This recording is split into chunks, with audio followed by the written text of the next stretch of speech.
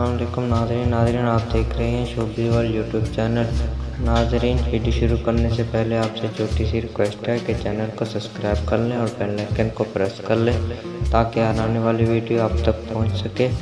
नाज़रीन लाइबा खान को तो आप जानते हैं, जो कि बहुत पुराने एक्ट्रेस हैं और कुछ लोगों का कहना है कि लाइबा खान का भी उम्र बड़ी हो गई है, इनको इंडस्ट्री से किनारा कशी करना चाहिए। इस पर आपकी क्या राय है? राय कमेंट में ज़रूर दें।